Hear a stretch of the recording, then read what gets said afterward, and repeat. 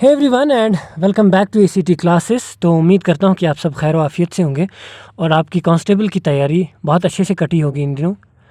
और अब ये जो आखिर के दिन है, इनमें ज़्यादा से ज़्यादा आप जो पढ़ा है आपने उसका रिवाइज़ कीजिए और एमसीक्यूज़ प्रैक्टिस कीजिए। जैसे कि आपके सिलेबस में 3 इंटरनेशनल ऑर्गेनाइजेशंस हैं, यूएनओ, सार्क और एशियान। यूएनओ का वीडियो हमने कवर कर लिया, उसका पीडीएफ भी आपको बहुत पहले टेलीग्राम चैनल में मिला है, जबकि एशियान और सार्क का पीडीएफ भी आपको टेलीग्राम में मिला हुआ है। कई दिन पहले वो मैंने वहाँ पर आपको भिजवा दिया है। तो आई होप कि आपने तीनों को पढ़ लिया होगा। और ये जो सार्क और एशियान है, इसको आज हम वन शॉट इस वीडियो में कवर करेंगे। और आप काम कीजिए कि ध्यान से जो जो पॉइंट्स मैं आपको यहाँ पर बताता जाऊँगा उनको अच्छे से सुनिए, ताकि ये चीज़ें आपके दिमाग में बैठ जाएँ और आपका एग्ज़ाम में क्वेश्चन ईजीली बन जाए। ये जो कंटेंट आपके इन पीडीएफ्स में मैंने डाला है, एग्ज़ाम पॉइंट ऑफ व्यू से सारे पॉइंट्स इंपॉर्टेंट हैं, लेकिन जो मोस्ट इंपॉर्टेंट पॉइंट्स रहेंगे उनको हम यहाँ पर डिस्कस करते जाएंगे। तो चलिए शुरू करते हैं। सबसे पहले अगर सार्क की फुल फॉर्म देखें, association of south east Asian Nations. Establish कब हुआ है? ये 8 अगस्त 1967 को बैंकॉक, थाईलैंड के अंदर। और साइन हुआ एशियन डिक्लेरेशन, जिसको बैंकॉक डिक्लेरेशन भी कहा जाता है। अगला है 8 अगस्त को हर साल एशियन डे ऑब्जर्व किया जाता है। नेक्स्ट है इसका मोटो क्या है? जो मोटो है इसका ये है one vision, one identity, one community. VIC के तरतीब से इसको याद रखेंगे आप। एशियान का सेक्रेटरीट कहाँ पे है? जकार्ता, इंडोनेशिया के अंदर। एशियान का जो एम्बलम है उसके अंदर 4 कलर हैं, ब्लू, रेड, वायलेट और येलो। ब्लू जो है आपका वो रिप्रेजेंट करता है पीस और स्टेबिलिटी, रेड डिपिक्ट करता है करेज और डायनामिज्म, वाइट शो करता है प्योरिटी और येलो आपका सिंबलाइज करता है प्रॉस्पेरिटी। और जो सर्कल है इस एम्बलम के अंदर वो डिनोट करता है या वो रिप्रेजेंट करता है जो एशियान के अंदर नेशंस, इनकी यूनिटी। कितने नेशंस हैं, कितने फाउंडिंग मेंबर्स हैं, क्या कुछ है, आगे ये सारा देखने को मिलेगा। तो आप पेशेंस के साथ ये चीज़ें सुनिए अच्छे से। अब देखिए, एशियन का जो चार्टर है वो इंट्रोड्यूस किया जाता है एशियन समिट जो होती है। एशियन समिट भी आगे आएगी 2007 की जो समिट थी उसमें, और ये it came into enforce in 15 December 2008। Examiner अगर पूछेगा कि इंट्रोड्यूस कब हुआ तो 2007, और when it came into enforce तो आपको 2008 मार्क करना है। अगला जो है आर्टिकल 34 इस चार्टर का, एशियन का जो चार्टर है उसके अंदर क्या है? इंग्लिश को इन्होंने चूज़ किया है as a working language. Next है एशियान के जो जनरल सेक्रेटरी हैं उनको चीफ एडमिनिस्ट्रेटिव ऑफिसर भी कहा जाता है, सेम जैसे यूएनओ में भी किया जाता है। तो ये जो जनरल सेक्रेटरी होते हैं ये कैसे अपॉइंट होते हैं? जब एशियान की समिट होती है तो अल्फ़ाबेटिकल ऑर्डर में जो भी इसके मेंबर होते हैं उसको चूज़ किया जाता है, यानी जो अल्फ़ाबेट पहले आएगा वैसे ही ये जो एशियान के सेक्रेटरी जनरल हैं इनको चूज़ किया जाएगा। और इसकी टर्म ऑफ ऑफिस क्या रहती है? 5 साल। फर्स्ट जो सेक्रेटरी जनरल थे वो थे हार्तोनो रेक्सोधारसोनो, ये कहाँ के थे? इंडोनेशिया के। प्रेजेंट जो सेक्रेटरी जनरल है वो है काओ किम हॉर्न, ये है कंबोडिया के। 2023 ऑनवर्ड्स ये काम कर रहे हैं as a secretary general. Membership क्या है इसकी? टोटल 10 हैं। उसमें फाउंडिंग मेंबर है 5, जिनमें वो जो फाउंडिंग मेंबर है वो है Thailand, Philippines, Malaysia, Singapore, Indonesia. उसके बाद 5 नेशंस और ज्वाइन करते हैं, ब्रुनेई, वियतनाम, लाओ, PDR जिसको आप शॉर्ट में लाओस पढ़ते हैं, म्यांमार और कंबोडिया। सबसे लास्ट में कंबोडिया ज्वाइन करता है, ये पॉइंट याद रखिएगा अच्छे से। Most important point, India Asian का मेंबर नहीं है। तो इंडिया के साथ क्या रिलेशन है एशियन की, ये आगे हम ये भी देखेंगे। अब कुछ एशियन जो समिट्स हैं उनको मैंने डाल रखा है क्योंकि किसी न किसी एग्ज़ाम में वो पूछी गई हैं, मे भी JKSSB भी शायद उनको पूछ ले, तो इसलिए वो चीज़ें मैंने यहाँ पर रखी। 4th एशियन समिट कहाँ होती है? सिंगापुर में। कब होती है? 1992 में। और इस दौरान जो एशियन लीडर्स हैं वो साइन करते हैं सिंगापुर डिक्लेरेशन। अगला पॉइंट है इंडिया और एशियान का जो फॉर्मल एंगेजमेंट वो कहाँ से शुरू होती है? 1992 as a sectoral dialogue partner, और फिर 1995 में इंडिया डायलॉग पार्टनर बनता है। डायलॉग, सेक्टोरल डायलॉग पार्टनर और डायलॉग पार्टनर में अगर आप बारीकी समझे क्या है इन दोनों में, तो सेक्टोरल जो डायलॉग पार्टनर होते हैं इनका जो इनके डायमेंशंस होते हैं वो ज़्यादा स्पेसिफिक होते हैं, और डायलॉग पार्टनर जो है इसमें डायमेंशंस जो होते हैं ब्रॉड तरीके से होते हैं। अगला पॉइंट जो है 2022 का जो साल था उसमें 30 साल कंप्लीट होते हैं एशियन इंडिया के रिलेशंस या एशियन इंडिया फ्रेंडशिप के। नेक्स्ट टॉपिक है एक्ट ईस्ट पॉलिसी जो थी 12वीं जो समिट हुई 2014 में, उसमें इंट्रोड्यूस की गई है। और 1992 में क्या होता है, ये जो मेंबर स्टेट्स होती हैं एशियान की, ये एग्री होते हैं किस पॉइंट पे कि ये रिड्यूस करेंगे टैरिफ्स किन पे, नॉन एग्रीकल्चरल जो गुड्स हैं, कितने साल के लिए, 15 साल के लिए, यानी 1992 से 2007। 2002 में इंडिया और एशियान की जो एनुअल समिट है वो शुरू हो जाती है। एम क्या है इसका, accelerating economic growth, social progress, socio cultural evolution, protection of regional stability, providing a mechanism for member countries to resolve differences peacefully.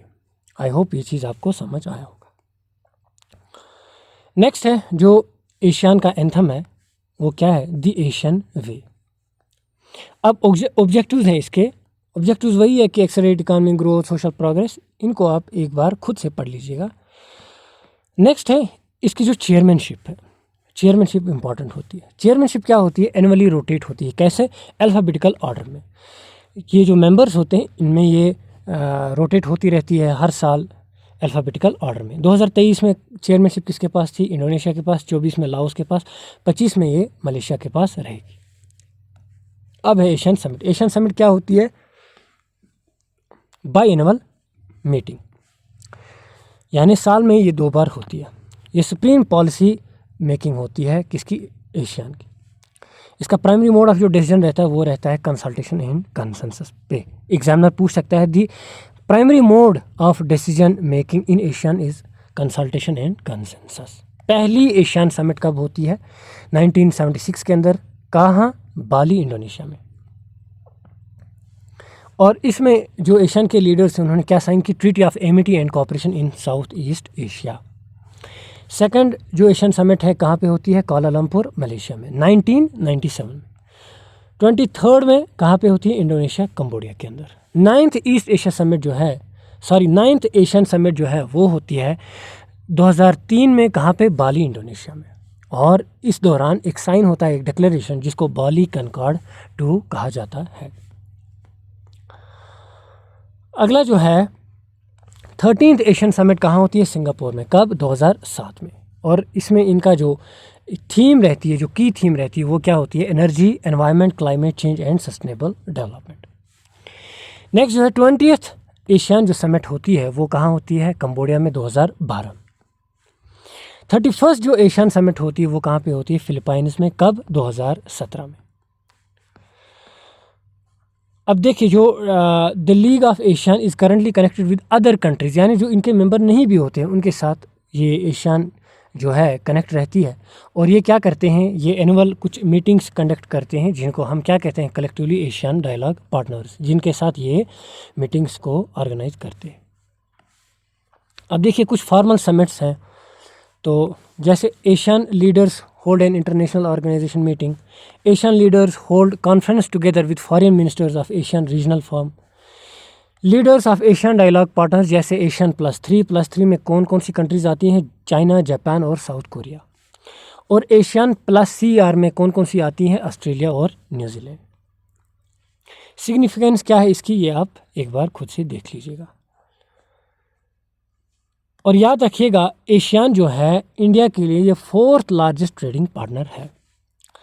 अब देखते हैं हम Asian India trade in goods agreement, AITIGA, कब हुआ था ये, 2009 में। और इफेक्ट में कब आया था, 2010 में। इसमें क्या था, रिड्यूस करनी थी इनको जो ड्यूटीज़ हैं, कितनी परसेंट तक, 76.4%, किन पे, ट्रेडेड गुड्स पे। अगला है आपका एशियन डिक्लेरेशन। एशियन डिक्लेरेशन होता है 2018 में, कहाँ पे, न्यू दिल्ली में। और इस दौरान 25th anniversary of ASEAN India dialogue relationship mark होती है। और इसकी थीम क्या रहती है, शेयर्ड वैल्यूज़, कॉमन डेस्टिनी। कुछ की एस्पेक्ट्स क्या हैं ये एक बार आप पढ़ लीजिएगा। अब देखिए 2024 के अंदर कुछ एशियन के इवेंट्स, जैसे 44th और 45th जो एशियन समिट होती है, जैसे हमने कहा कि ये जो समिट्स हैं हर साल में 2 होती हैं, तो 2024 के साल में 44th और 45th होती है। कहाँ पे होती है, वियतनाम, लाओ पीपल्स डेमोक्रेटिक रिपब्लिक, जिसको लाओस कहते हैं आप। और जो 46th और 47th होगी वो कहाँ पे होगी, मलेशिया में। 19th ईस्ट एशिया समिट कहाँ पे होती है, वियतनाम में, कब, इसी साल 2024 के अंदर। अच्छा, एशियान की जो चेयरमैनशिप है वो हैंड ओवर की जाती है मलेशिया को। कौन करता है हैंड ओवर? लाओस, 2025 के लिए। एशियन ऑस्ट्रेलिया स्पेशल समिट कब होती है? इसी साल। कहाँ पे? मेलबोर्न, ऑस्ट्रेलिया के अंदर। नेक्स्ट है आपका सेलेंगोर एशियन बिजनेस कॉन्फ्रेंस, इसी साल हुई 2024 के अंदर। कहाँ? कोलालमपुर, मलेशिया में। नेक्स्ट है पीएम मोदी के 10 पॉइंट्स। इन 10 पॉइंट्स में आप याद रखेंगे ये वाला पॉइंट लास्ट का, क्लाइमेट रेजिलियंस का, जो है कि एक पेड़ माँ के नाम। ये किसने ये 10 पॉइंट्स दिए हैं? नरेंद्र मोदी साहब। तो कुछ इस तरीके से एशियान कंप्लीट हो जाता है। अब हम चलते हैं सार्क की ओर। सार्क का अगर फुल फॉर्म हम देखेंगे तो फुल फॉर्म क्या है सार्क की? वो है South Asian association for regional cooperation. SAARC का जो मकसद है क्या है? सार्क है क्या? ये basically is a regional organisation, और इसका एम क्या है? Promoting economic cooperation, social progress, cultural development. कहाँ पे? साउथ एशियन की जो नेशंस हैं ये करेंगे आपस में। आइडिया को किसने दिया था? ज़ियाउर रहमान ने। कब दिया था? 1979 को। और ये जो ऑर्गेनाइजेशन इस्टेब्लिश हुई कहाँ पे हुई? ढाका में। ढाका आपको पता है बांग्लादेश के अंदर है। और साल क्या था तब? 1985, 8 दिसंबर। इसीलिए हम सार्क डे को कमेमोरेट करते हैं 8 दिसंबर, जो हर साल आता है। अब फॉरेन सेक्रेटरी जो हैं हमारे इंडिया के, एस जयशंकर, तो इन्होंने क्या कहा सार्क को? जैमिड व्हीकल। नेक्स्ट है आपका सार्क जो सैटेलाइट था, ये कब लॉन्च हुआ? 2017 में, 5 मई। इसका नाम क्या था? GSAT-9। और जिस व्हीकल से इस सैटेलाइट को लॉन्च किया गया था वो था GSLV F09। कहाँ से लॉन्च होता है ये? Satish Dhawan space centre. कहाँ पे? ये श्रीहरिकोटा।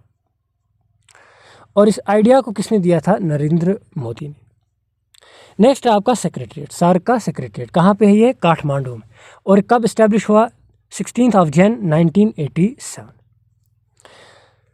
सार्क सेक्रेटरीट के अंदर क्या होता है? सेक्रेटरी जनरल, 7 डायरेक्टर और जनरल सर्विसेज स्टाफ होता है।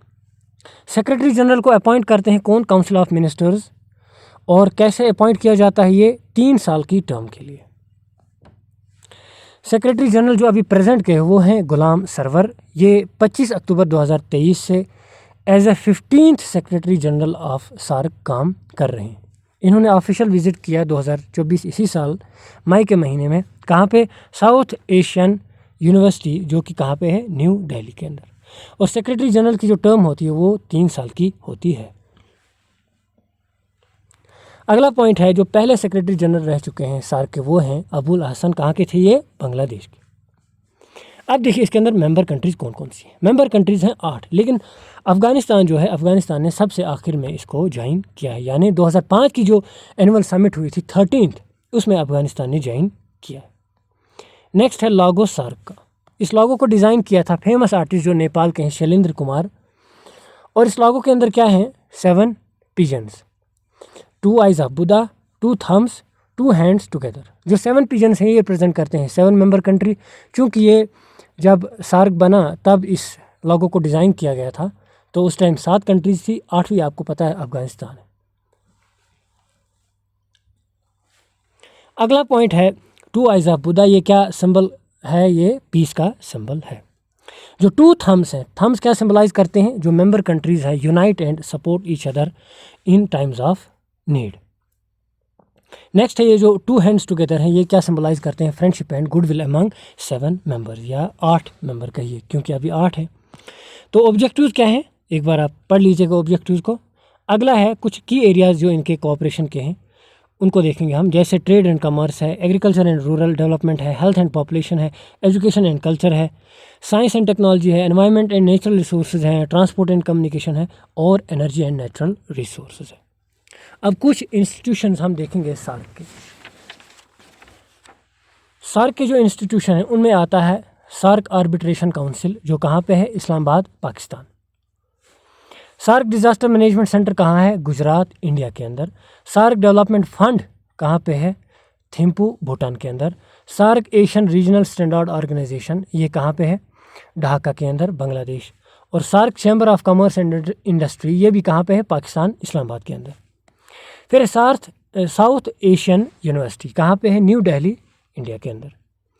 अब समिट्स क्या है, ये होती है meetings of head of states और government member states. Highest decision making authority होती है ये किसकी, सार्क की।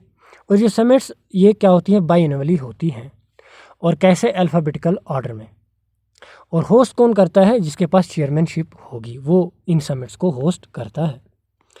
पहली जो समिट हुई थी सार्क की वो होती है 1985, कहाँ पे, ढाका बांग्लादेश में। सेकंड समिट होती है बेंगलोर इंडिया के अंदर। याद रखिएगा 18 जो समिट थी ये लास्ट समिट थी और ये कहाँ पे होती है, काठमांडू नेपाल में 2014 के अंदर। 19th समिट कैंसिल होती है इंडो पाक टेंशन्स की वजह से। और ये जो 20th समिट थी ये भी कैंसिल होती है, ये जो कोविड का जब टाइम पीरियड चल रहा था तो कुछ इसमें वर्चुअली मीटिंग्स होती हैं, लेकिन जैसे बाकी मीटिंग्स हुई वैसे ये 20th मीटिंग नहीं होती है। तो लास्ट मीटिंग याद रखेंगे आप 18th होती है काठमांडू नेपाल के अंदर 2014 में। कुछ चैलेंजेस हैं ये आप पढ़ लीजिएगा। और अचीवमेंट्स में हम देखते हैं अब।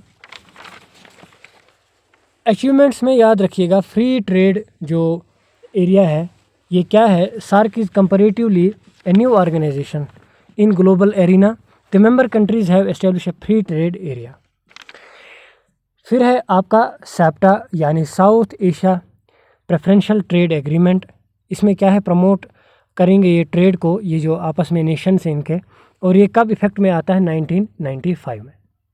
और साइन होता है ये 1993 में। याद रखिएगा साइन होता है ये 1993 में और इफेक्ट में आता है 1995 में। फिर है SAFTA, free trade agreement of confined to goods but excluding all services like information technology. Agreement was signed to reduce custom duties of all traded goods to zero by 2016, यानी 2016 तक इनको ये जो कस्टम ड्यूटीज़ हैं उनको zero तक reduce करना था। और ये इफ़ेक्ट में कब आता है, 2006 में। यानी साफ्टा जो है 2006 में ये इफ़ेक्ट में आता है। अगला है SAARC agreement on trade in services. इसमें क्या है, जो GATS प्लस है, positive list approach for trade in services liberalisation. फिर है सार्क यूनिवर्सिटी। सार्क यूनिवर्सिटी जो है कहाँ पे है, यह है इंडिया के अंदर। और 2010 में ये यूनिवर्सिटी एस्टेब्लिश होती है, 2010 याद रखिएगा। कुछ फ्यूचर डायरेक्शंस हैं, इनको पढ़ लीजिएगा आप। नेक्स्ट है सार्क की कुछ ऑब्जर्वर कंट्रीज़, याद रखिएगा इनको। ऑस्ट्रेलिया है, चाइना है, यूरोपियन यूनियन है, ईरान है, जापान है, मॉरिशस है, म्यांमार है, साउथ कोरिया है और यूनाइटेड स्टेट्स। फिर है सार्क के कुछ एग्रीमेंट। सार्क के एग्रीमेंट में आता है आपका सार्क चार्टर, ये 1985 में हुआ। फिर है साफ्टा, साफ्टा 2004 में होता है और इफ़ेक्ट में 2006 में आता है। साफ्टा है फिर ये एग्रीमेंट 1993 में होता है, लेकिन इफ़ेक्ट में आता है ये 1995 में। फिर ये जो यूनिवर्सिटी जो है ये इसके लिए 2007 में एग्रीमेंट होता है और एस्टेब्लिश होती है ये 2010 में। फिर है SAARC convention on preventing and combating trafficking in women and children, ये कब होता है, 2002 के अंदर। तो कुछ इस तरीके से हमने कवर कर लिया आपकी ये दो इंटरनेशनल ऑर्गेनाइजेशंस। तो मुझे उम्मीद है कि ये वीडियो आपको अच्छा लगा होगा और जिस तरीके से मैंने जो पॉइंट्स को हाईलाइट करके आपके साथ डिस्कस किया, आपके एग्ज़ाम पॉइंट ऑफ व्यू से यही इंपॉर्टेंट है। तो एक बार इस PDF को अच्छे से गो थ्रू कीजिए, ये चीज़ें आपको आराम से याद हो जाएंगी। तो मिलते हैं किसी नेक्स्ट टॉपिक को लेके नेक्स्ट टाइम, तब तक के लिए goodbye, thank you for watching.